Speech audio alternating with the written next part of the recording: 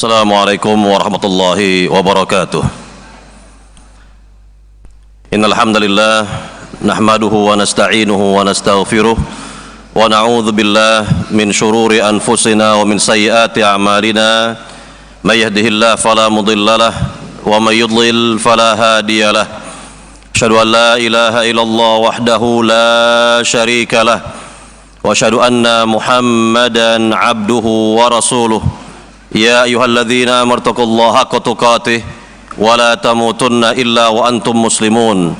Ya ayyuhan nas taqu rabbakumul ladzi khalaqakum min nafsin wahidah wa khalaqa minha zawjaha wa batha minhuma rijalan katsiran wa nisaa'a wattaqullaha alladzi tasaaluna bihi wal arham innallaha kana 'alaikum raqiba.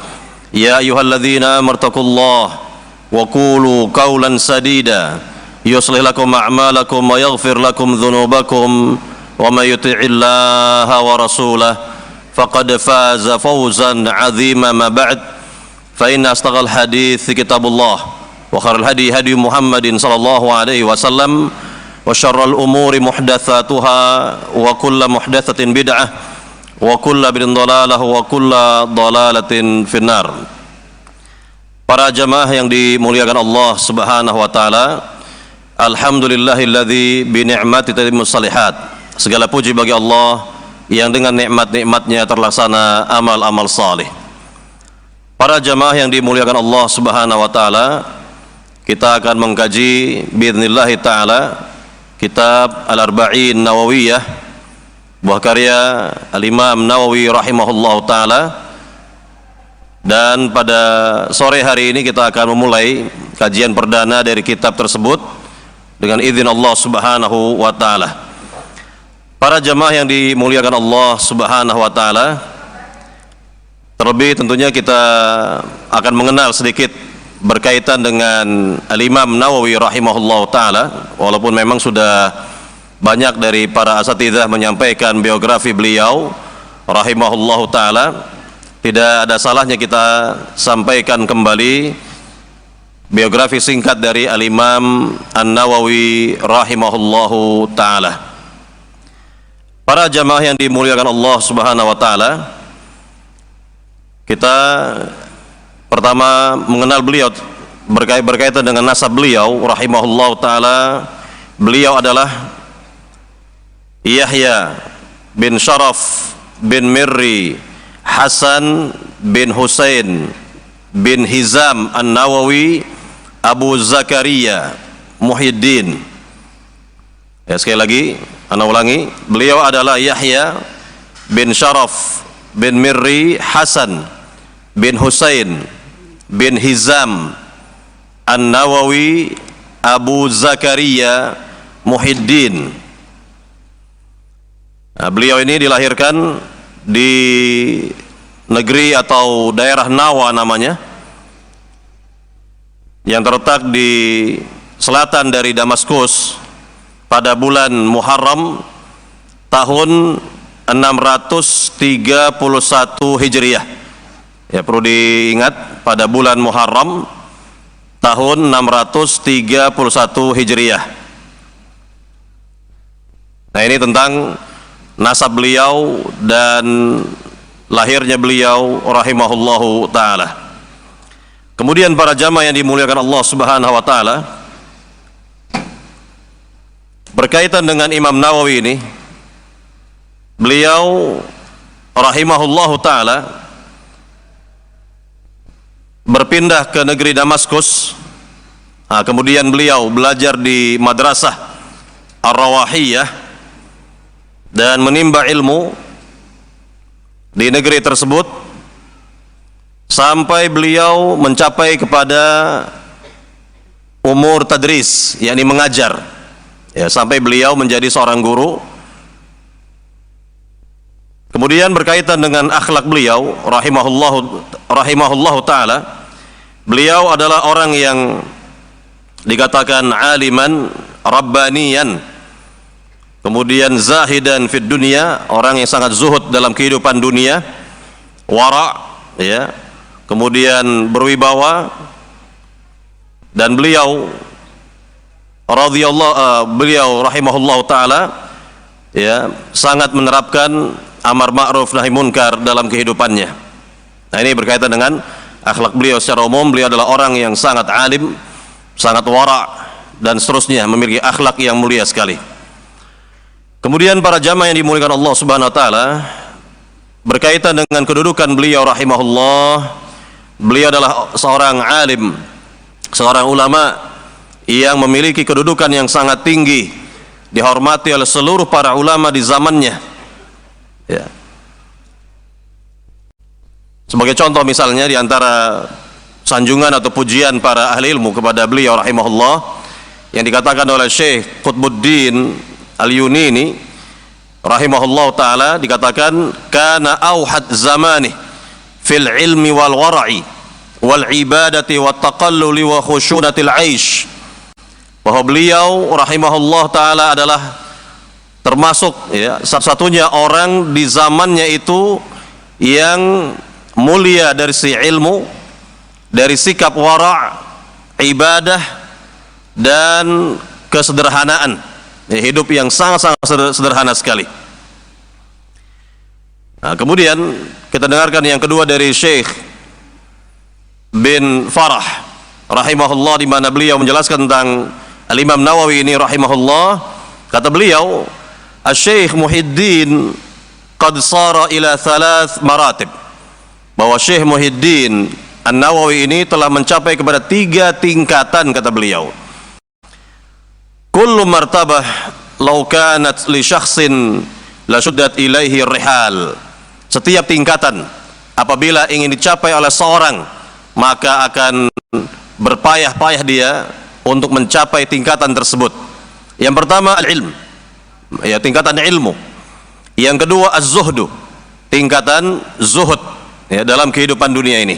Dan yang ketiga wal amru bil ma'ruf wan nahyu 'anil munkar, amar ma'ruf nahi munkar. Inilah 3 tingkatan dari Syekh Nawawi, Al-Imam Nawawi rahimahullah, di mana beliau telah mencapai tingkatan yang masya Allah di zamannya, dari sisi ilmu, dari sisi kesuhudan, dan dari sisi amar ma'ruf nahi munkar. Kemudian para jamaah yang dimuliakan Allah Subhanahu wa taala, yang berikutnya berkaitan dengan wafat beliau rahimahullahu taala. Beliau rahimahullahu taala wafat pada tanggal 24 Rajab tahun 671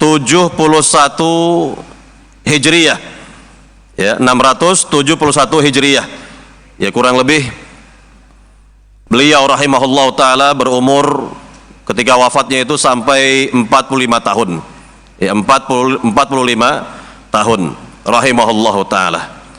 Para jamaah yang dimuliakan Allah Subhanahu wa taala, tentu kalau kita lihat dari sisi karya ilmiah beliau rahimahullah ta'ala, ini sangat banyak sekali karya-karya beliau rahimahullah ta'ala. Di antaranya saja kita sebutkan ya, kitab-kitab beliau, karangan-karangan beliau, karya-karya ilmiah beliau, seperti Al-Minhaj fi Syarhi Sahih Muslim bin Al-Hajjaj, kemudian Tahdzibul Asma ya wal Lughat, kemudian Minhajut Talibin, dan seterusnya sampai kepada kitab Riyadhus Shalihin, sampai kepada kitab kita yang sedang kita atau akan kita kaji ini, Al-Arba'in An-Nawawiyah. Nah, inilah ya di antara karya-karya beliau yang sangat banyak. Tentunya sedikit tadi yang disebutkan, adapun yang tidak disebutkan sangat banyak sekali. Baik para jamaah yang dimuliakan Allah Subhanahu wa taala, inilah sedikit berkaitan dengan biografi singkat dari Al-Imam An-Nawawi Abu Zakaria rahimahullahu ta'ala.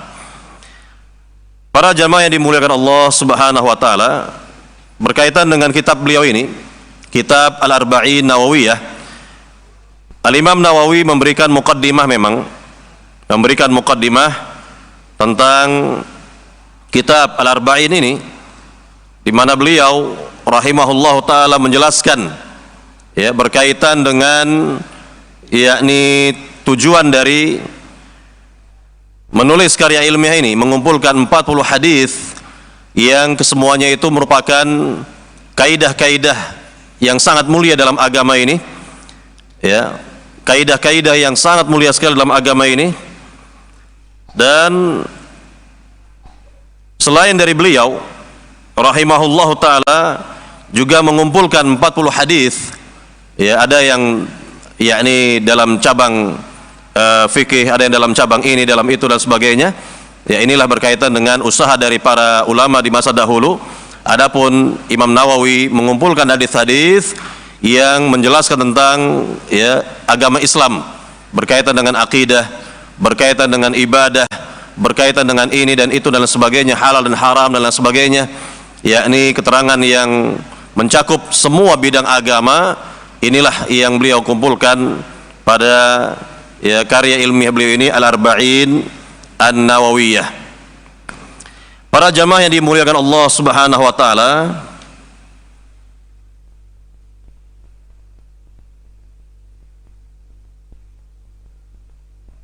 dibawakan memang dalam muqaddimah beliau ini tentang dibolehkannya, ya, dibolehkannya mengamalkan hadis lemah, ya, hadis yang lemah, namun sudah dijelaskan oleh para ahli ilmu berkaitan dengan pengamalan hadis yang lemah, ya. Dan tentunya kita tidak berpanjang lebar dalam masalah ini, bahwa, ya, singkatnya adalah tidak dibolehkan atau tidak dibenarkan seorang untuk mengamalkan hadis yang lemah, yang pada dasarnya hadis yang lemah itu, ya, yakni ditinggalkan, dan kita berusaha untuk menuju kepada hadis yang sahih untuk kita amalkan. Para jamaah yang dimuliakan Allah Subhanahu wa taala,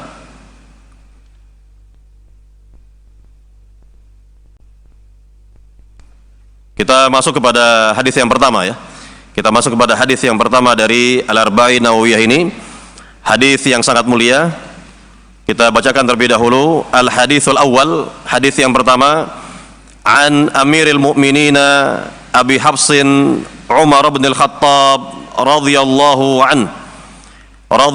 an qala sami'tu Rasulullah sallallahu alaihi wasallam yaqul innamal a'malu binniyat wa innama likulli imri'in ma nawa faman kanat hijratuhu ila Allah wa rasulih fahijratuhu ila Allah wa rasulih wa man kanat hijratuhu lidunya yusibuha aw imra'atin yankihuha fahijratuhu ila ma hajara ilaih. Rahul Bukhari wa Muslim. Hadis yang pertama dari Amirul Mukminin, dari pemimpin orang-orang yang beriman, Abu Hafs Umar bin Al-Khattab, semoga Allah meridainya, ia berkata, aku pernah mendengar Rasulullah sallallahu alaihi wasallam bersabda, sungguhnya amal-amal itu semua dengan niatnya, dan setiap orang tergantung dengan apa yang dia niatkan. Maka barang siapa hijrahnya kepada Allah dan Rasulnya, maka hijrahnya itu kepada Allah dan Rasulnya.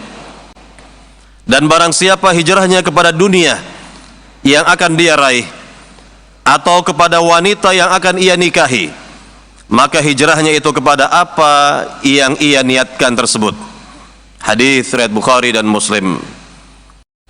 Para jamaah yang dimuliakan Allah Subhanahu wa taala, inilah hadis yang pertama yang dibawakan oleh Al-Imam Nawawi rahimahullah dalam kitabnya ini, dan ini merupakan hadis yang sangat-sangat mulia sekali, di mana para ulama sangat memuliakan dan menyanjung hadis yang mulia ini. Dan hadis ini termasuk dari jawami'ul kalim Nabi sallallahu alaihi wasallam. Jawami'ul kalim artinya perkataan Nabi yang singkat padat. Perkataan Rasulullah sallallahu alaihi wasallam yang singkat padat dan memiliki banyak pelajaran di dalamnya, yakni mengandung pelajaran-pelajaran berharga di dalamnya. Para jamaah yang dimuliakan Allah Subhanahu wa taala, untuk lebih jelas lagi kita akan bacakan perkataan dari para ahli ilmu berkaitan dengan kemuliaan hadis yang pertama ini, yaitu diantaranya Al-Imam Asy-Syafi'i rahimahullahu ta'ala, di mana beliau rahimahullahu ta'ala mengatakan kepada kita, hadithun niyah yadkhulu fi sab'ina baban minal fiqhi, bahwa hadis tentang niat ini masuk kepada 70 bab dalam bidang fikih. Nah, ini jumlah yang tentunya banyak sekali. Ya, 70 bab dalam bidang fikih. Nah, di sini bisa kita lihat bahwa yakni hadis tentang niat ini adalah hadis yang sangat mulia sekali, karena menurut Imam Syafi'i rahimahullah dapat masuk ke dalam 70 bab dalam bidang fikih. Nah, kemudian kita lihat komentar dari Imam Nawawi, di mana Imam Nawawi rahimahullah mengomentari perkataan Imam Asy-Syafi'i ini. Apa kata beliau rahimahullahu taala? Lam yurid Asy-Syafi'i rahimahullah al-inhisar abwabih fi hadzal adad fa innaha akthar min dzalik, fa innaha akthar min dzalik. Dikatakan di sini bahwa Imam Syafi'i sebenarnya tidaklah menginginkan jumlah tertentu, yakni jumlah 70, ya, 70 bab dalam bidang fikih. Sebenarnya bahwa hadis ini bisa masuk lebih dari 70 bab dalam bidang fikih, yakni lebih banyak lagi dari 70 bab, yang seperti yang dikatakan oleh Imam Syafi'i tadi, bahwa hadis ini masuk ke dalam 70 bab. Namun Imam Nawawi menjelaskan bahwa Imam Asy-Syafi'i tidak menginginkan pembatasan hanya pada bilangan 70 bab tersebut, yakni bisa lebih dari itu, bisa lebih dari 70 bab dalam bidang fikih. Baik, para jamaah yang dimuliakan Allah, para jamaah yang dimuliakan Allah Subhanahu wa taala. Yang kedua, kita dengarkan di sini perkataan dari Imam Syaukani rahimahullahu taala. Apa kata beliau? Hadzal hadits qa'idatun min qawaidil Islam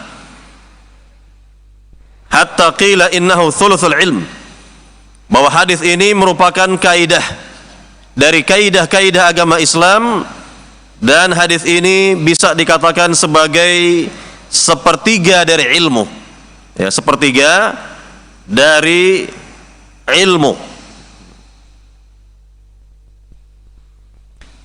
Para jamaah yang dimuliakan Allah Subhanahu wa taala, ini diantara pernyataan dari para ulama kita tentang kemuliaan dan kedudukan hadis tentang niat ini.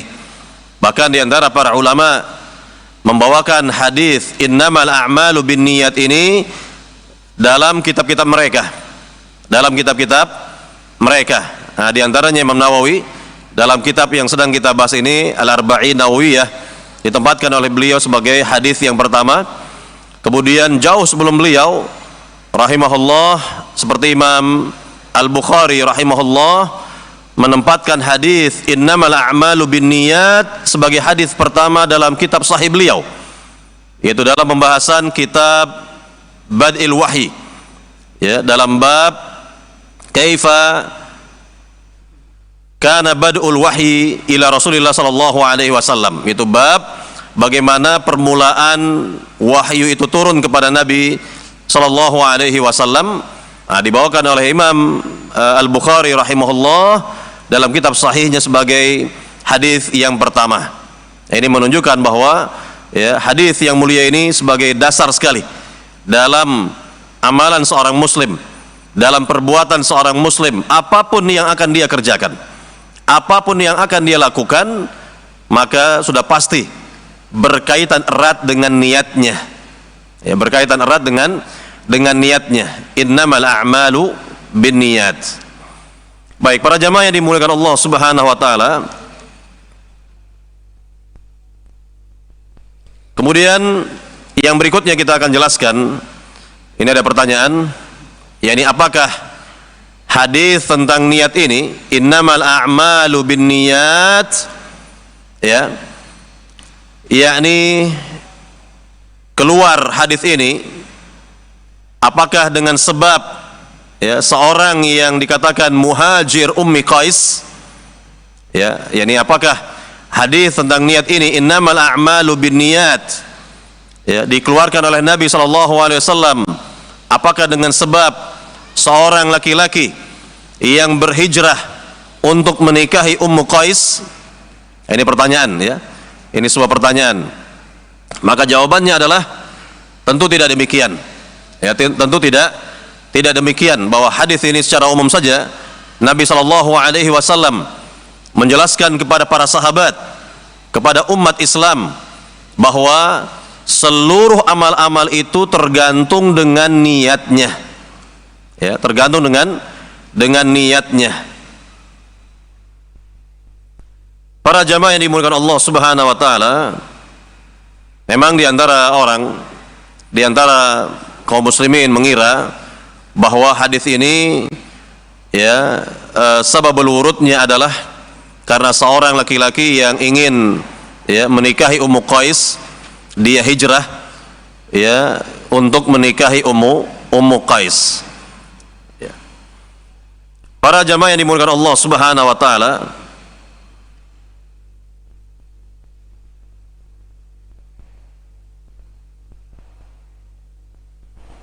kita dengarkan di sini berkaitan dengan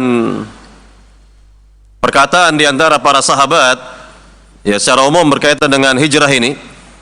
Di antaranya Abdullah bin Mas'ud radhiyallahu taala an, di mana beliau mengatakan, "Man hajara yabtaghi syai'an fa inna ma lahu dzalik." Barang siapa berhijrah menginginkan suatu, maka baginya ya suatu itu.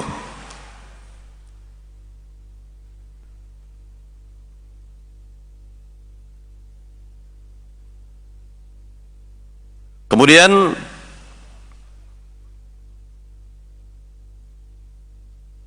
kita lihat di sini berkaitan dengan yakni faidah ya. Artinya bahwa hadis yang mulia ini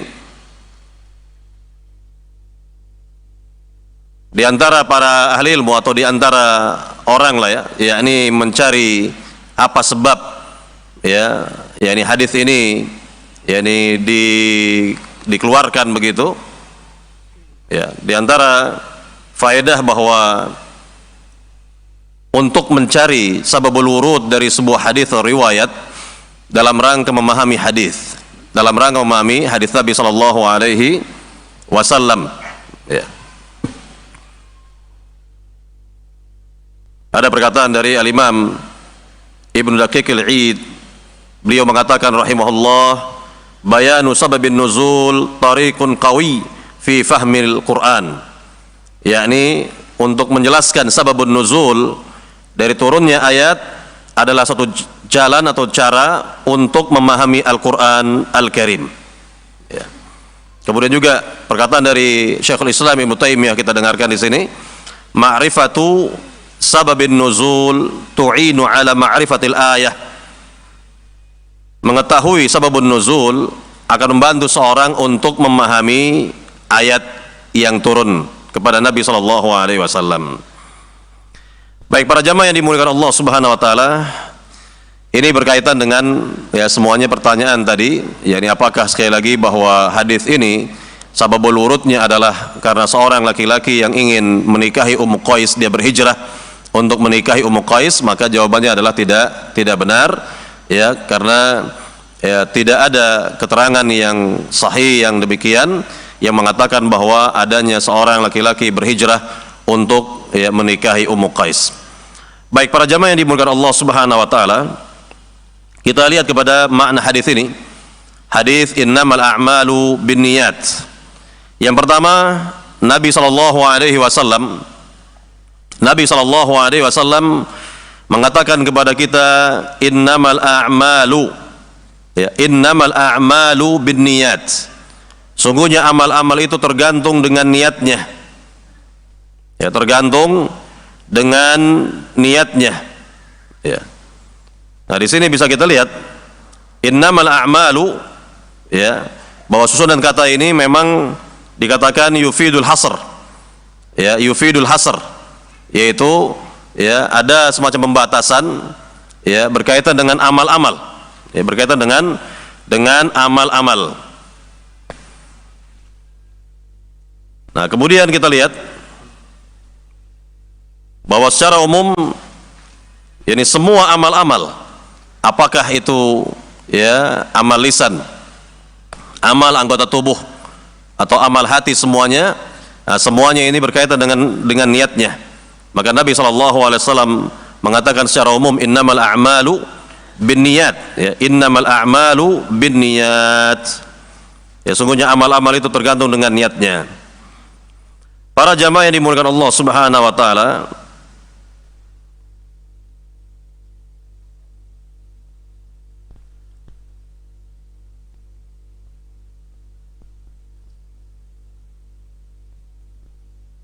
dalam hadis yang mulia ini, ya, kembali kita kepada hadis ini, innamal a'malu binniyat, ya, yakni mencakup seluruh pekerjaan atau seluruh perbuatan, apakah itu perbuatan, ya, yakni lisan ataukah anggota tubuh, ya, atau perbuatan-perbuatan secara umum, maka ini mencakup dari hadis yang mulia ini, ya.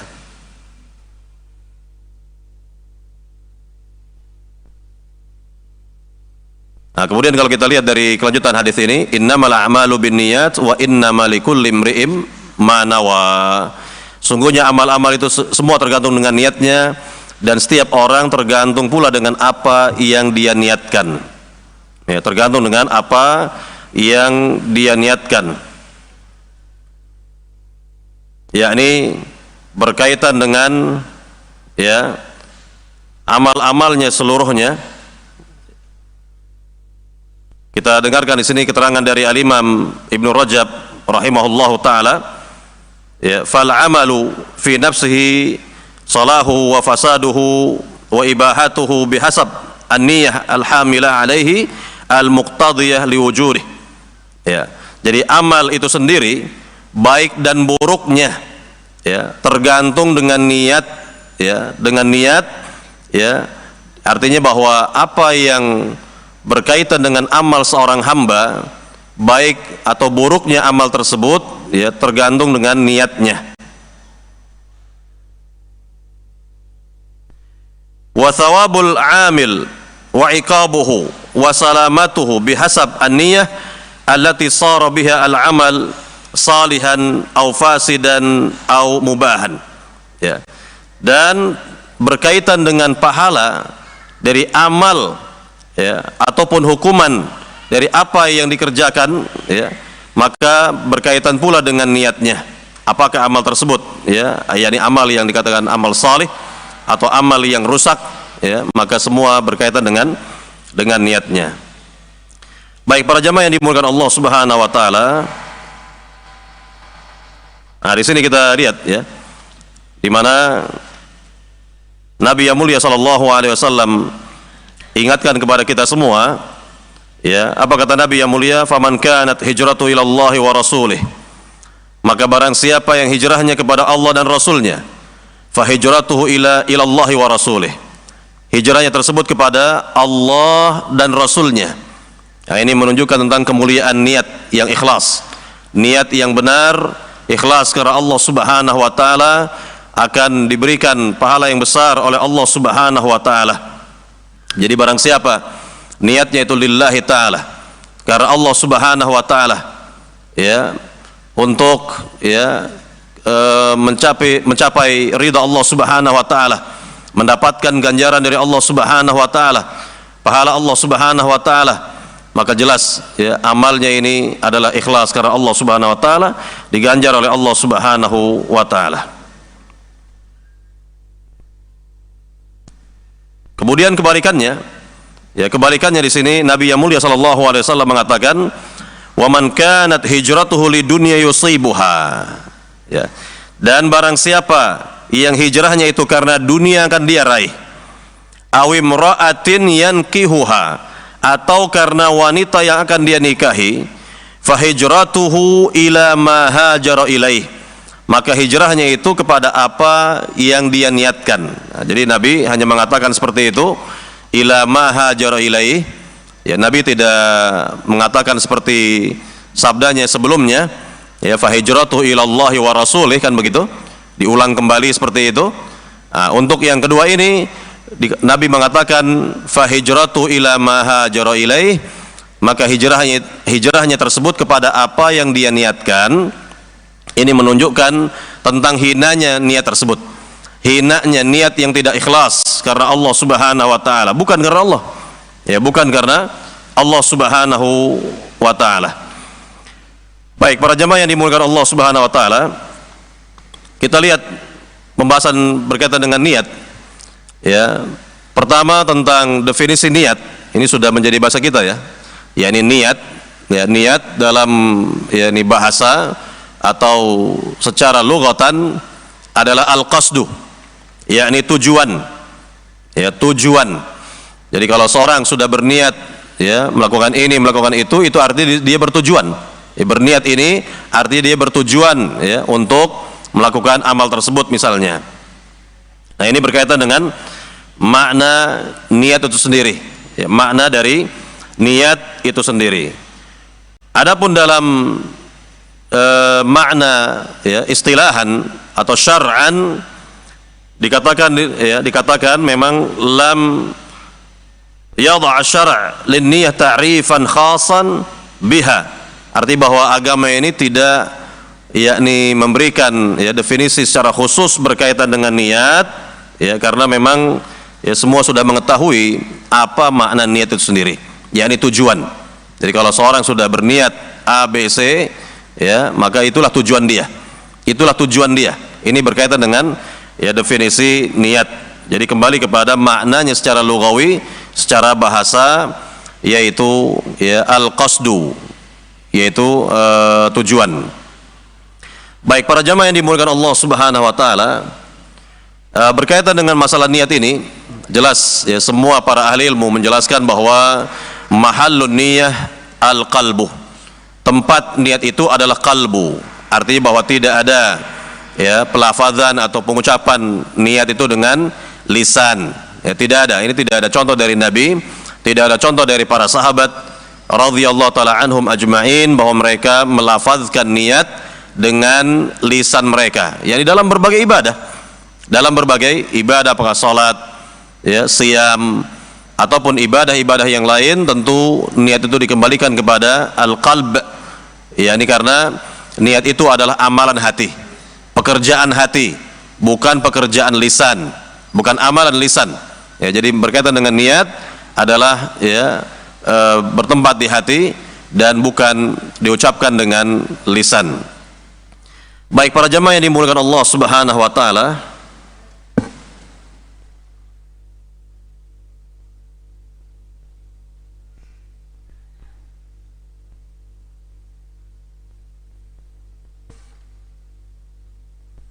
tentang niat ini, para ulama menjelaskan bahwa dengan niat ada beberapa hal yang perlu diperhatikan. Yang pertama, ini berkaitan dengan amal-amal. Yang pertama adalah bahwa niat atau dengan niat itu dibedakan antara al-adah, suatu kebiasaan, dengan ibadah. Antara satu kebiasaan dengan ibadah. Ya, ini dengan niat, dengan adanya niat. Atau misalnya juga dengan niat pula dibedakan antara satu ibadah dengan ibadah yang lainnya. Ya, antara satu ibadah dengan ibadah lainnya. Misal kita berikan contoh berkaitan dengan niat itu, yang pertama sebagai pembeda antara kebiasaan dengan ibadah. Ya, misalnya si A, ya, sama-sama, ya, dengan si B ini, ya, makan misalnya sebelum subuh. Ya, sebelum subuh tiba, si A dengan si B sama-sama makan. Nah, si A makan mungkin karena kebiasaan dia makan sebelum subuh misalnya. Adapun si B makan itu dia niatkan, ya, untuk siam, yakni sebagai sahurnya, untuk siamnya. Nah, ini dibedakan dengan niatnya, ya, dengan niat si A dan si B. Kemudian niat juga bisa membedakan antara ibadah yang satu dengan ibadah yang lain. Ya, si A salat misalnya, si B juga salat, ya, atau si A berpuasa, si B berpuasa. Namun yang satu, yang si A ini salat sunat atau puasa sunat, dan si B salat wajib atau puasa wajib. Nah, itu bisa dibedakan dengan niat, walaupun sama-sama sahurnya misalnya, ya, sama-sama berbukanya misalnya, namun si A mengerjakan siam, ya, sunat, adapun si B siyam wajib. Ya, si A takbiratul ihram, ya, kemudian si B juga takbiratul ihram, adapun si A misalnya mengerjakan ya salat sunat, adapun si B dengan salat wajibnya. Nah, ini bisa berbeda dengan ya, adanya niat tersebut. Ya, atau misalnya berkaitan dengan niat juga hal-hal yang mubah. Ya, hal-hal yang mubah bisa bernilai ibadah, diganjar, diberi pahala oleh Allah Subhanahu wa taala. Misal, ya, ketika seorang misalnya makannya, minumnya, istirahatnya, ya, olahraganya misalnya betul-betul dia niatkan untuk dapat beribadah kepada Allah Subhanahu wa taala, bahkan tidurnya itu dia niatkan untuk dapat yakni beribadah nanti ya kepada Allah Subhanahu wa taala, maka apapun yang ia kerjakan dari ya, hal-hal yang mubah tersebut bisa bernilai ibadah, diberi pahala atau ganjaran oleh Allah Subhanahu wa taala. Para jamaah yang dimuliakan Allah Subhanahu wa taala, ini berkaitan dengan masalah ya niat ya. Kemudian yang berikutnya lagi berkaitan dengan masalah hijrah. Nah, ini berkaitan dengan masalah hijrah tadi disinggung oleh Nabi yang mulia sallallahu alaihi wasallam, "Faman kanat hijratu ila Allah wa rasulih, fa hijratu ila Allah wa rasulih." Barang siapa yang hijrahnya itu kepada Allah dan Rasulnya, maka hijrahnya itu kepada Allah dan Rasulnya. Nah, sekarang berkaitan dengan makna hijrah. Apa itu hijrah? Hijrah bisa bermakna berpindah dari suatu kepada yang lainnya, ya, kepada yang lainnya. Ini makna hijrah secara umum. Dalam hal ini, di antara ahli ilmu membagi hijrah ada beberapa macam hijrah, ada beberapa jenis hijrah. Yang pertama adalah hijratul makan, hijrah tempat. Yang kedua, hijratu al-amal, hijrahnya amal perbuatan. Dan yang ketiga adalah hijratu al-amil, hijrahnya pelaku. Yang pertama berkaitan dengan hijrah al-makan, ya, hijrah tempat. Ya, artinya ketika seorang misalnya dia berada di negeri kafir misalnya, negeri non muslim, ya, kemudian dia wajib hijrah kepada negeri muslim, maka ini dinamakan dengan hijratu al-makan. Sebagaimana dahulu misalnya ketika Nabi yang mulia sallallahu alaihi wasallam ya mengarahkan para sahabat untuk hijrah pertama kali ke negeri Habasyah, ke negeri Ethiopia, di mana negeri tersebut diperintah oleh raja yang adil, ya, raja yang adil, walaupun dia beragama Nasrani, dia adil, artinya dia dapat melindungi siapa saja yang berada di negerinya itu. Maka Rasulullah SAW ketika itu ya memerintahkan di antara sahabat untuk hijrah ke negeri Habasyah atau negeri Ethiopia. Nah, kemudian ketika negeri Madinah sudah kondusif, ya, di mana sebagian besar orang-orang Madinah beragama Islam dan sudah yakni kondusif untuk menjadi tempat hijrahnya para sahabat, maka Nabi yang mulia SAW arahkan para sahabat untuk hijrah ke negeri Madinah. Nah, namun setelah yakni pada tahun ke-8 Hijriah, setelah umat Islam dapat menguasai negeri Mekah dan negeri Mekah menjadi darul Islam, darul iman, negeri Islam, ya, maka Nabi yang mulia SAW menyatakan la hijrata ba'dal fathi, tidak ada lagi hijrah setelah Fathu Mekah ini. Artinya bahwa negeri Mekah sudah menjadi negerinya kaum muslimin, ya, negerinya umat Islam, maka tidak ada lagi hijrah yang ya dikatakan tadi yakni antara negeri Mekah ya menuju negeri Madinah, karena negeri Mekah sudah menjadi negerinya kaum muslimin. Nah, ini ya berkaitan dengan hijratu al-makan, hijrah tempat, ya, hijrah tempat. Nah, sekarang kalau ada pertanyaan, yakni bagaimana jika seorang muslim ya menuju negeri kafir, negeri non-Islam, ya, negeri non-Islam, maka pada hukum asalnya tidak boleh, tidak dibenarkan, kecuali ada hal-hal yang memang ya secara syar'i dibenarkan oleh agama ini, ya, misalnya untuk berobat ke negeri non-muslim, ya, negeri kafir tersebut dikarenakan tidak ada pengobatan yang lebih baik, ya, kecuali di negeri sana misalnya, maka itu pun harus memenuhi syarat-syaratnya. Harus memenuhi syarat-syaratnya. Yang pertama adalah, syarat yang pertama ketika seorang akan menuju negeri non-muslim, negeri kafir, syarat yang pertama adalah bahwa dia haruslah memiliki ilmu, ya, akidah. Yang dengan ilmu akidah ini dia tidak akan terwarnai dengan berbagai macam, ya, syubhat yang ada di negeri tersebut.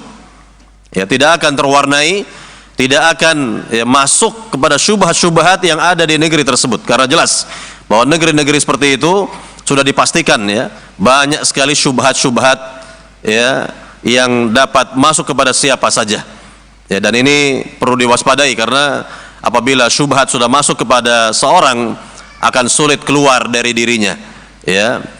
Dan pepatah mengatakan, ya, asyubhatu, ya, khattafah wal qulubu dha'ifah.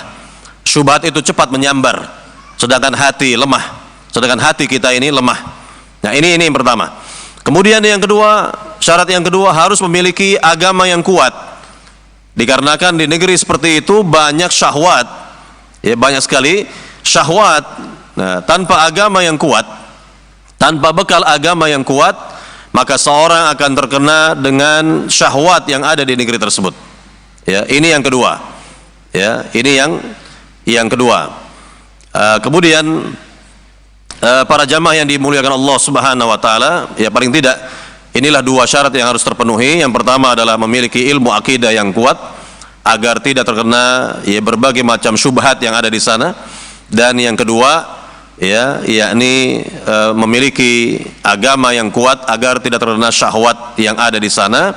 Dan kemudian yang ketiga yang bisa ditambahkan di sini, yang ketiga adalah yakni bahwa keluarnya seorang dari negeri, ya, dari negerinya menuju negeri kafir itu adalah dalam keadaan yang sangat darurat sekali, ya, seperti untuk berobat misalnya, ya, tidak ada pengobatan di negeri-negeri kaum muslimin yang bisa mengobati penyakit si fulan misalnya, kecuali itu ada di negeri kafir, di negeri non muslim, maka ini keadaan yang darurat, keadaan yang darurat. Jadi dengan tiga syarat tadi, ya, seorang bisa menuju negeri kafir.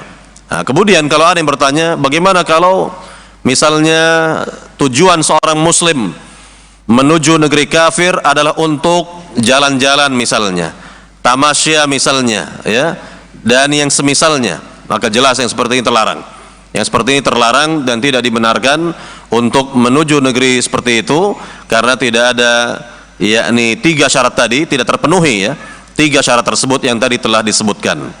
Baik, para jamaah yang dimuliakan Allah Subhanahu wa taala, ini semua berkaitan dengan kembali kepada hijratu al-makan, hijrah tempat, ya, hijrah tempat. Baik, para jamaah yang dimuliakan Allah Subhanahu wa taala, yang kedua adalah hijratu al-amal, hijrah amal perbuatan.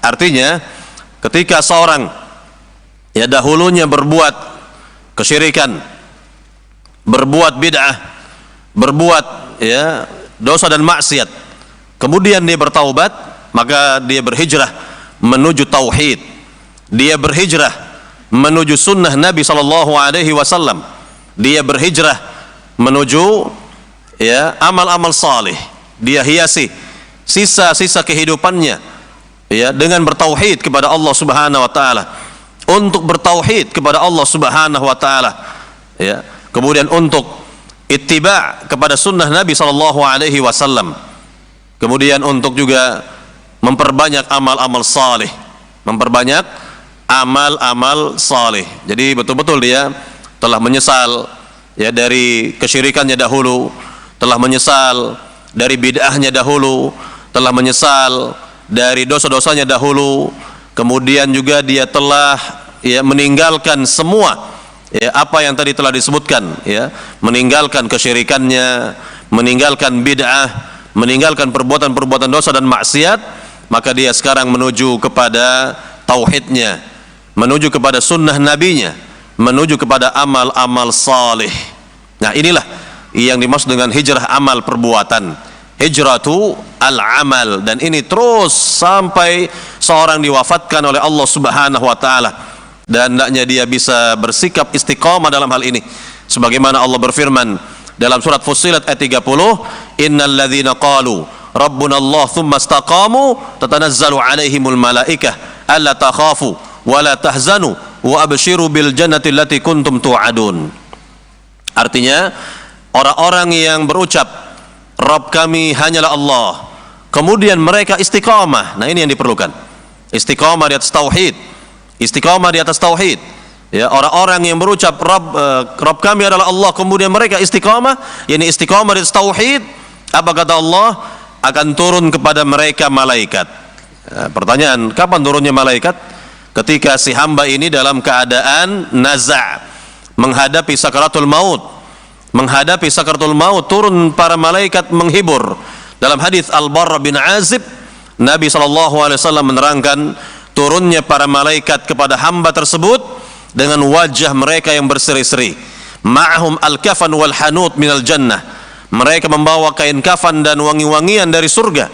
Yajlisuna haulah, duduk di sekitar hamba yang mau meninggal.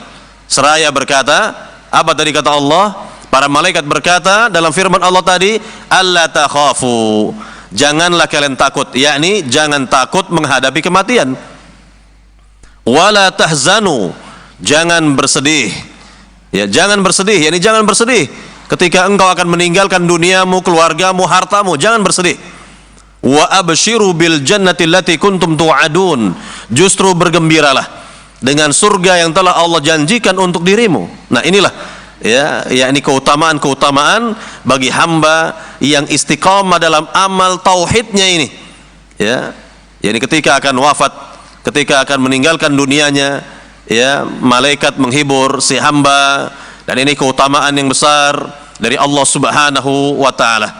Nah, ini yang perlu kita perhatikan, yakni kita berusaha belajar ilmu tauhid kembali, lalu kita amalkan dan kita berusaha ya, yakni wafat di atas tauhid, di atas amal tauhid, amal yang paling mulia ini. Wala tamutunna illa wa antum muslimun, dan janganlah kalian mati, kata Allah, janganlah kalian mati kecuali mati di atas tauhid, ya, di atas tauhid. Janganlah kalian mati kecuali kalian dalam keadaan Islam, yakni muwahhid, bertauhid kepada Allah Subhanahu wa taala. Nah, inilah yang ya dikatakan tadi hijratu al-amal, ya, hijrah kepada tauhid. Hijrah kepada tauhid, dia tinggalkan kesyirikannya dahulu. Dia sekarang belajar ilmu tauhid, diamalkan, ya, istiqamah di atas tauhid sampai diwafatkan oleh Allah Subhanahu wa taala di atas tauhid. Kan begitu. Ya, dan Nabi SAW mengatakan kepada kita semua, man kana akhiru kalamihi apa? La ilaha illallah dakhalal jannah. Barang siapa akhir dari kehidupannya di dunia mengucapkan kalimat tauhid, la ilaha illallah, kata Nabi apa? Dijamin surga, kata Nabi SAW. Ya, subhanallah. Nah, inilah hijrah kepada tauhid.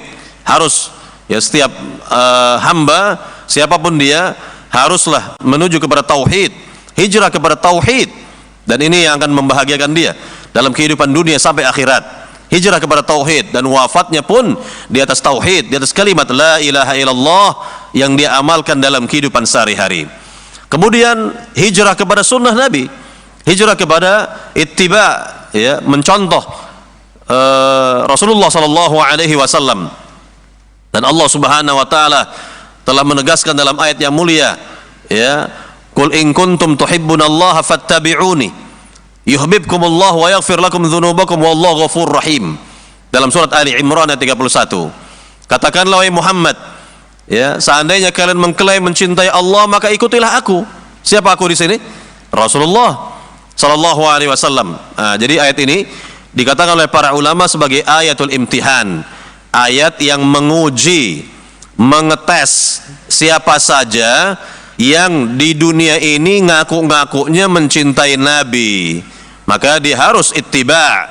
Ya, menurut ayat yang mulia ini Allah nyatakan fattabi'uni, ikutilah aku, yakni ikutilah Rasulullah sallallahu alaihi wasallam, niscaya kalian akan dicintai oleh Allah, dosa-dosa kalian akan dihapus oleh Allah, dan Allah Maha Pengampun lagi Maha Penyayang.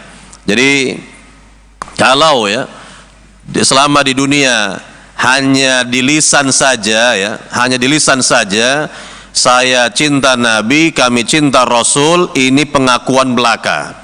Namun apa bukti dalam kehidupan sehari-hari? Kan perlu adanya bukti, perlu adanya pembuktian dalam kehidupan sehari-hari. Jangan sampai kita nanti di akhirat, ya, cinta kita ini ditolak oleh Rasulullah, cinta kita ini ditolak oleh Nabi sallallahu alaihi wasallam. Sebagaimana pepatah mengatakan, kullun yadda'i bilaila, ya, kullun yadda'i bilaila, ya, setiap orang mengaku cinta kepada Lailah, namun Laila la tuqiru bidzaka, tidak mengakui, ya, tidak mengakui cinta mereka. Jadi jangan sampai di dunia, ya, lisan kita ini mengatakan saya cinta Nabi, kami cinta Rasul, namun nanti di akhirat ternyata Nabi menolak cinta kita, ya, di akhirat Nabi, ya, menolak cinta kita. Ingat, Nabi SAW memiliki telaga di negeri akhirat, Al-Haud. Nabi SAW memiliki apa? Telaga, ya, telaga di negeri akhirat, di mana telaga Nabi itu lebih bagus, ya, lebih, ya, dari telaga-telaga para nabi lainnya. Maka ketika Nabi dari kejauhan melihat dari sekelompok umat beliau, umat Islam, Nabi itu mengetahui, ya, tentang umatnya itu dari anggota tubuh, ya, yang terkena air wudhu sehingga dia bercahaya. Dari kejauhan Nabi sudah bisa melihat, Nabi sudah bisa menebak bahwa mereka adalah umatku. Apa kata Nabi? Ya, ketika Nabi melihat, ya, mereka, ummati ummati, ya, ummati ummati, umatku umatku, kata Nabi. Namun sebelumnya mereka telah diusir oleh para malaikat. Mereka telah diusir oleh para malaikat, dan Nabi SAW katakan ummati ummati, itu, ya, mereka itu adalah umatku umatku. Ya, apa kata Allah? Ya Muhammad, fa innaka la tadri ma ahdatsu ba'dak. Wahai Muhammad, engkau tidak mengetahui apa yang terjadi pada diri mereka, pada diri umatmu itu setelah engkau wafat. Setelah engkau wafat, bahwa artinya, ya, mereka telah menyimpang. Mereka banyak melakukan bid'ah-bid'ah, bid'ah dalam bidang manhaj, bid'ah dalam bidang akidah, bid'ah dalam bidang ibadah, ya, muamalah dan lain sebagainya, sehingga mereka semua, ya, ditolak untuk menuju telaga Nabi sallallahu alaihi wasallam. Nah, jadi sekali lagi, jangan sampai, ya, kita di dunia ini ngaku-ngakunya cinta Nabi, cinta Rasul, namun di akhirat justru cinta kita itu ditolak, ya, ditolak oleh Rasulullah sallallahu alaihi wasallam. Nah, ini berkaitan dengan hijrah amal, ya, hijrah kepada sunnah Nabi sallallahu alaihi wasallam. Nah, kemudian yang ketiga adalah dari hijrah amal ini, ya, hijrah kepada amal-amal saleh secara umum. Hijrah kepada amal-amal saleh. Kalau dahulu seorang menghiasi kehidupannya dengan amal-amal talih, amal-amal buruknya, maka ketika dia hijrah, ya, kepada kebenaran ini, dia memperbaiki dirinya dan banyak beramal saleh, ya, melakukan amal-amal saleh, amal ini, amal itu, dan lain sebagainya. Dari ketertinggalannya dahulu, dia ingin mengejar dari apa yang dia lakukan dari perbuatan dosa dan maksiatnya dahulu, maka dia hiasi dengan, ya, hijratul amal, hijrah kepada amal saleh. Seluruh amal-amal saleh dia kerjakan, baik itu hukumnya sunnat, apalagi yang wajib, maka dia kerjakan sebisanya, dia kerjakan semampunya, dia lakukan karena Allah Subhanahu wa taala. Nah, inilah yang berkaitan dengan hijratu al-amal, hijrah amal perbuatan. Baik para jamaah yang dimuliakan Allah Subhanahu wa taala, yang ketiga, yang terakhir, berkaitan dengan hijrah, ya, berkaitan dengan hijrah adalah hijratu al-amil, hijrahnya pelaku, ya, hijrahnya si pelaku. Misalnya begini, ketika seorang misalnya, ya, dia tercemar namanya, ya, tercemar namanya karena memang dia adalah pelaku kejahatan, ya, pelaku keburukan-keburukan dan seterusnya, sehingga namanya tercoreng, namanya tidak baik lagi, maka dia berpindah, maka dia ya menuju kepada yakni tempat yang tidak dikenal oleh orang, ya siapa dirinya ini, dan dia memperbaiki dirinya sehingga dia bisa ya membaguskan namanya, membuat namanya menjadi bagus. Artinya bahwa orang ini memperbaiki dirinya dan tidak lagi dia menginginkan agar dirinya dikenal oleh orang sebagai orang yang jahat misalnya, orang yang buruk yakni perbuatannya dan seterusnya dan seterusnya. Nah, inilah berkaitan dengan hijratu al-amil, hijrah ya pelaku. Baik para jamaah yang dimuliakan Allah Subhanahu wa taala, kalau kita melihat kepada hadis yang pertama ini, hadis yang mulia ini tentunya banyak sekali ya pelajaran-pelajaran yang bisa kita lihat dalam kitab Qawaid wa Fawaid min al-Arba'in ya Syekh Nazim Muhammad Sultan. Beliau menjelaskan ada beberapa faedah atau pelajaran berharga dari hadis innamal a'malu binniyat. Dikatakan oleh beliau, fil hadithi dalil ala anna niyyah minal iman li'annaha amalul qalbi. Hadis ini menunjukkan bahwa niat itu bagian dari iman, karena hadis ini menjelaskan bahwa ya niat itu adalah amalan hati, ya pekerjaan hati, perbuatan hati. Wal imanu inda ahli sunnati wal jamaah, adapun iman menurut ahli sunnah wal jamaah adalah tasdiqun bil jinan, dibenarkan di hati, wa nutqun bil lisan, diucapkan dengan lisan, wa amalun bil arkan, dan diamalkan dengan anggota tubuh. Lidzalika saqal Imam Al-Bukhari hadzal hadis fi Kitabil Iman. Oleh sebab itu, Imam Bukhari rahimahullah membawakan hadis ini dalam Kitabul Iman. Ya, dalam pembahasan masalah iman, ya. Ya, ini yang pertama. Jadi ditegaskan bahwa hadis ini menunjukkan tentang masalah keimanan. Karena yang namanya niat itu adalah perbuatan hati. Dan ini bagian dari ya definisi iman menurut Ahlus Sunnah wal Jamaah, bahwa iman itu ya dibenarkan di dalam hati, diucapkan dengan lisan, dan dibuktikan dengan amal perbuatan. Bertambah iman itu dengan amal-amal salih, dan berkurang iman itu dengan perbuatan dosa dan maksiat. Para jamaah yang dimuliakan Allah Subhanahu wa taala, kita dengarkan yang kedua. Apa pelajaran yang berharga yang kedua dari hadis innamal a'malu binniyat? Kama fil hadis dalil ala annahu yajib 'ala al-muslim qabla al-qudum 'ala al-'amal ay ya'rifa hukmahu. Ya, hadis ini menunjukkan yakni bagi seorang muslim wajib ya sebelum dia melakukan satu amalan, hendaknya dia mengetahui apa hukum dari amalan yang akan dikerjakannya itu. Ya. Hal huwa masyru' am la? Apakah amal tersebut disyariatkan oleh agama ini atau tidak? Hal huwa wajib am mustahab? Apakah hukumnya wajib atau ya sunat saja? Ya. Li'anna fil hadis, karena dalam hadis ini ya al-amal yakunu muntafiyan idza khala minan niyyah al-masyru'ah ya fihi.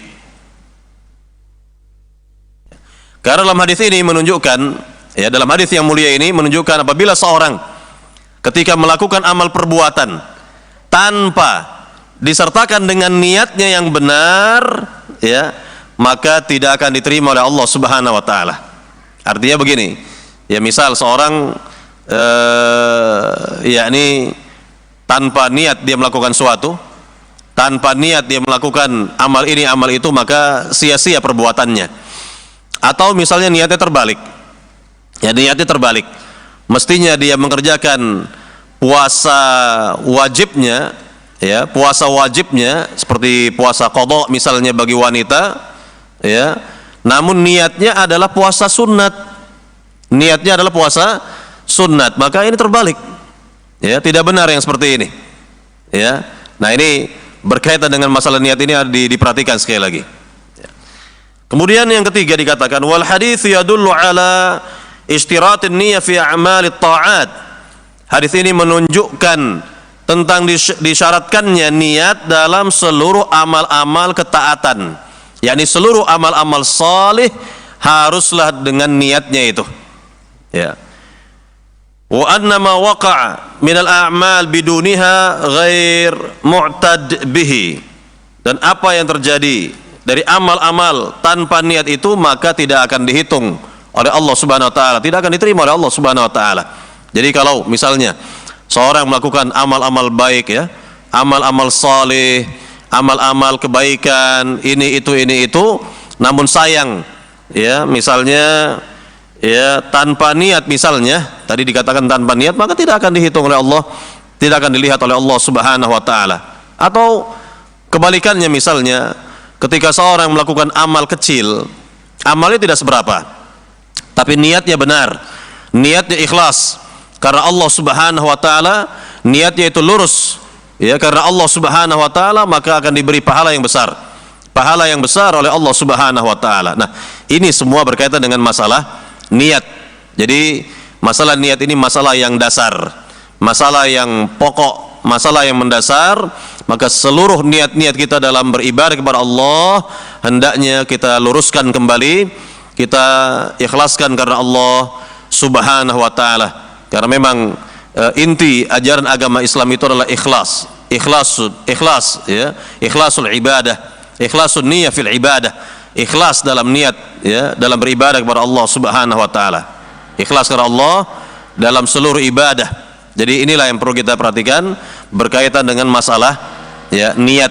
Nah, kembali kepada hadis yang mulia ini, innamal a'malu binniyat. Hadis ini hadis yang singkat padat. Hadis ini merupakan kaidah dari kaidah-kaidah agama Islam yang mulia sekali. Hadis ini sangat dihormati, sangat dimuliakan oleh para ulama. Dan hadis ini ya masuk ke dalam pembahasan masalah iman karena niat merupakan perbuatan hati, ya, amalan hati. Dan definisi iman sekali lagi menurut Ahlus Sunnah wal Jamaah adalah dibenarkan dalam hati, diucapkan dengan lisan, dibuktikan dengan amal perbuatan, bertambah iman tersebut dengan ketaatan, dan berkurang iman tersebut dengan perbuatan dosa. Nah, inilah berkaitan dengan kajian kita di sore hari ini dari hadis yang pertama, hadis innamal a'malu binniyat. Ya, tadi sudah dijelaskan berkaitan dengan niat dan hal-hal lain yang terkait dengan niat itu sendiri. Juga telah dijelaskan tentang masalah hijrah, pembagian dan jenis-jenis hijrah, syarat-syarat ya orang yang bisa yakni safar menuju negeri kafir, negeri non-Islam dengan syarat-syaratnya harus terpenuhi, dan hal-hal lain sampai kepada pelajaran-pelajaran berharga dari hadis yang pertama ini, innamal a'malu binniyat. Baik, para jamaah yang dimuliakan Allah Subhanahu wa taala, barangkali ada pertanyaan dari apa yang kita kaji pada sore hari ini tentang hadis pertama ini, hadis innamal a'malu binniyat. Ya, saya persilakan.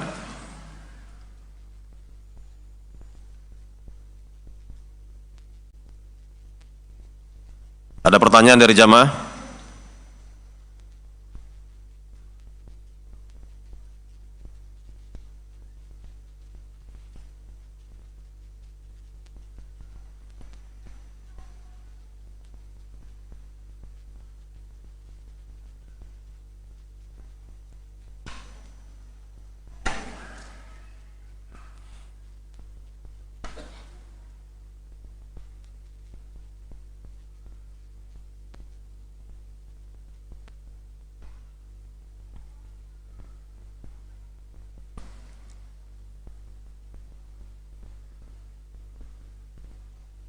Bisa ada yang langsung, Bu, dari balik hijab ini? Ini nggak ada yang ngambil pertanyaan nih. Ada yang memberikan pertanyaan tapi nggak ada yang ngambil ini.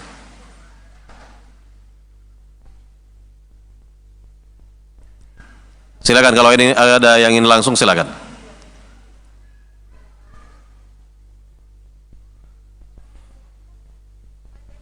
Boleh, boleh dibacakan. Ada yang membacakan boleh. Silakan, silakan. Kalau ada yang membacakan boleh.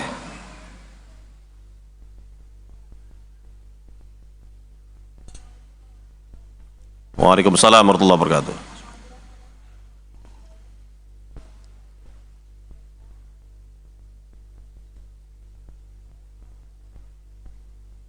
Saya selalu berharap apa?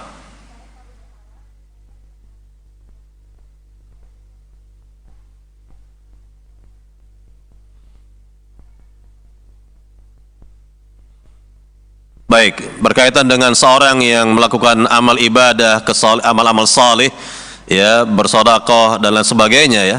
Apakah ya dengan ibadah-ibadah tersebut ya saya bisa berharap ini pahala dari Allah, diselamatkan dari siksa neraka, ya, kemudian dimasukkan ke dalam surga? Tentu ya berkaitan dengan amal-amal salih yang kita kerjakan ini tentunya disyariatkan. Ya, yang pertama harus amal-amal saleh yang disyariatkan oleh Rasulullah SAW. Dan sudah barang tentu setiap amal saleh yang dikerjakan ikhlas karena Allah Subhanahu Wa Taala akan diganjar, akan diberi pahala oleh Allah Subhanahu Wa Taala. Dan tentunya dia, yakni amal-amal tersebut, ya, dengan izin Allah Subhanahu Wa Taala, ya, juga dengan rahmat Allah Subhanahu Wa Taala, seorang dapat dimasukkan ke dalam surga, ya, berkat rahmat Allah Subhanahu Wa Taala.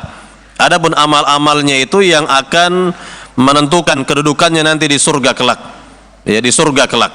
Jadi berkaitan dengan amal-amal salih yang dikerjakan oleh seorang muslim atau muslimah, maka jelas ini bermanfaat baginya nanti di negeri akhirat. Apabila pertama ikhlas dikerjakan karena Allah Subhanahu Wa Taala, dan yang kedua sesuai dengan contoh Rasul Sallallahu Alaihi Wasallam.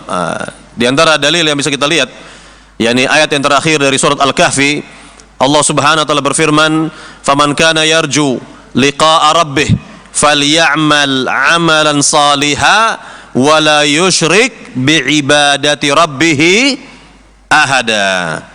Artinya barang siapa yang ingin berjumpa dengan Rabbnya, lihat, ingin berjumpa dengan Allah Subhanahu Wa Taala, maka apa kata Allah? Falyamal amalan salihah, hendaknya dia beramal dengan amal yang salih. Nah, tentunya amal itu dikatakan amal salih, ya, jika sesuai dengan contoh Rasul, sesuai dengan petunjuk Nabi Sallallahu Alaihi Wasallam.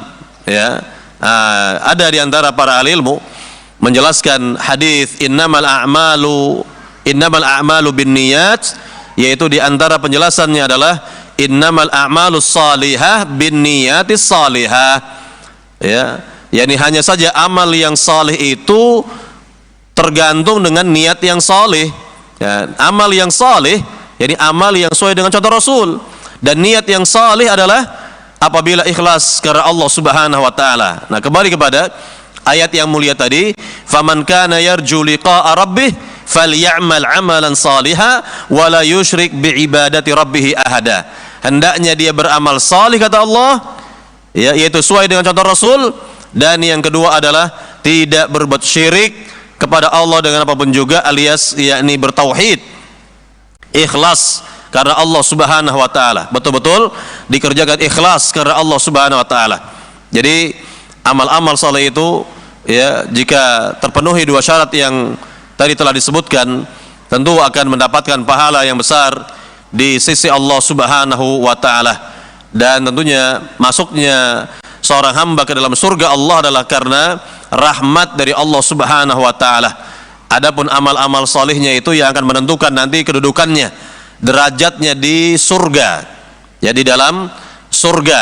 Dan surga itu ada berapa tingkatan ke atas? Ada 100 tingkatan ke atas, ya, mi'atu darajah, 100 tingkatan ke atas, ya. Apa yang paling tinggi? Surga apa? Surga Firdaus, ya, surga Firdaus, ya.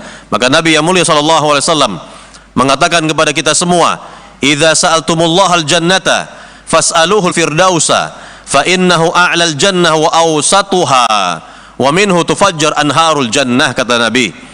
Apabila kalian berdoa kepada Allah untuk minta surga, mintalah surga Firdaus, karena surga Firdaus itu surga yang paling tinggi, surga yang paling bagus, surga yang paling indah, dan darinya lah mengalir sungai-sungai surga, kata Nabi sallallahu alaihi wasallam. Nah ini yang perlu diperhatikan. Jadi kalau seorang sekali lagi beramal salih, maka dia boleh berharap balasan yang besar dari Allah, pahala yang besar dari Allah, ganjaran yang besar dari Allah Subhanahu wa taala. Wallahu taala alam. Ya. Silakan, ada lagi? Ya, silakan.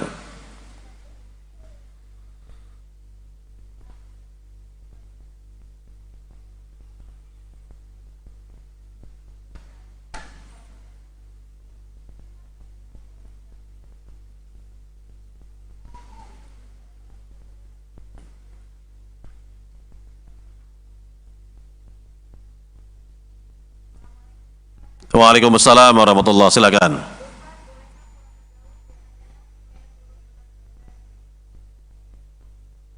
Bolehkah puasa sunat seperti puasa Daud dalam rangka apa tadi niatnya?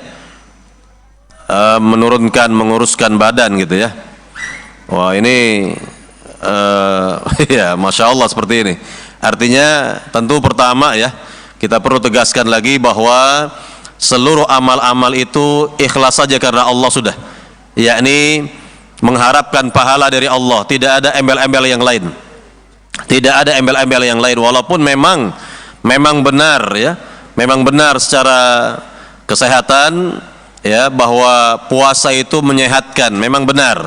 Namun perlu diperhatikan untuk masalah ibadah, yakni seluruh bentuk ibadah, apapun ibadah itu lillahi ta'ala saja sudah, niatnya itu tidak ada unsur duniawi, tidak ada unsur duniawi, kira-kira begitu, kira-kira seperti itu, jadi untuk masalah dunia itu akan ikut dengan sendirinya pada dasarnya, akan ikut dengan sendirinya pada dasarnya. Namun itu bukan bagian dari niat. Niat itu ikhlas karena Allah saja, ikhlas karena Allah Subhanahu wa taala. Misal begini lagi ini contoh ini. Misalnya begini, ada orang misalnya katakanlah pelihara anak yatim, niatnya ikhlas karena Allah Subhanahu wa taala. Lalu Allah Subhanahu wa taala lancarkan bisnisnya, Allah membuka pintu-pintu rezeki kepadanya. Nah, di sini ingat, jangan sampai niat kita rusak dengan mengatakan, oh ini gara-gara saya pelihara anak yatim, maka usaha saya maju, bisnis saya lancar dan seterusnya. Nggak boleh, tidak dibenarkan seperti ini, tidak dibenarkan. Berkata yang seperti ini sudah dapat yakni menodai keikhlasan beribadah, yakni memelihara anak yatim, kan begitu, atau yang lainnya.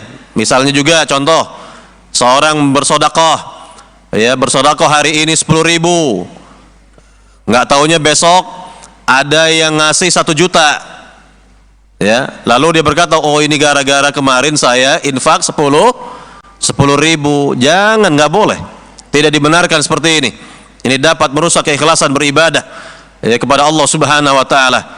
Maka pertama, luruskan niat, betul-betul semua ibadah itu lillahi ta'ala, karena Allah saja, karena Allah semata, begitu ya. Kemudian dengan berjalannya waktu, misalnya Allah banyak memberikan rizki, maka cukup kita mengatakan hadza min fadli rabbi, hadza min fadli rabbi liyabluwani aashkur am akfur. Ini perkataan Nabi Sulaiman dalam firman Allah Subhanahu wa taala, hadza min fadli rabbi, inilah keutamaan yang Allah berikan kepada diriku guna menguji diriku, apakah aku ini termasuk hamba yang bersyukur atau hamba yang kufur nikmat, begitu ya. Jadi ucapannya adalah apa tadi Ibu? Apa tadi? Hadza min fadli rabbi liyabluwani aashkuru am akfur. Inilah keutamaan yang Allah berikan kepada diriku guna menguji ya, guna menguji diriku, apakah aku ini tergolong dari hamba yang bersyukur atau hamba yang kufur, kan begitu. Jadi ya, semua niat itu karena Allah, semua ibadah niatnya karena Allah saja, bukan karena yang lain. Tidak boleh ada unsur-unsur duniawi di situ, tidak boleh. Nah, kalau yang berkaitan dengan dunia itu bisa ya ibu salurkan dengan doa. Dengan apa? Dengan doa. Arti kalau berdoa itu jelas minta dunia boleh. Ya, berdoa minta dunia memang dibenarkan, tidak ada masalah. Ya, yang jelas ya dalam ibadah bisa dibedakan, ya tidak dibenarkan ada unsur-unsur duniawi di dalamnya. Lillahi ta'ala. Sudah karena Allah Subhanahu wa taala, bukan karena yang lain. Ya, bukan karena yang lainnya. Wallahu taala alam. Masih ada lagi? Masih ada lagi, Bu? Tidak ada ya?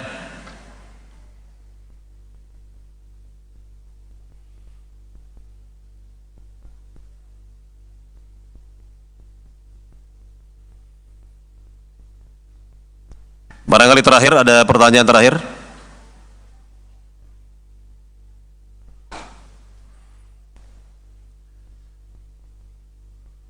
Tidak ada pertanyaan lagi? Baik.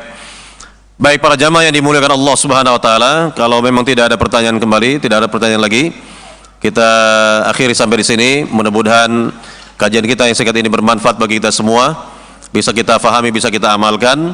Semoga kita dapat menjaga keikhlasan beribadah karena Allah Subhanahu wa taala. Semoga amal-amal kita semua diterima oleh Allah Subhanahu wa taala.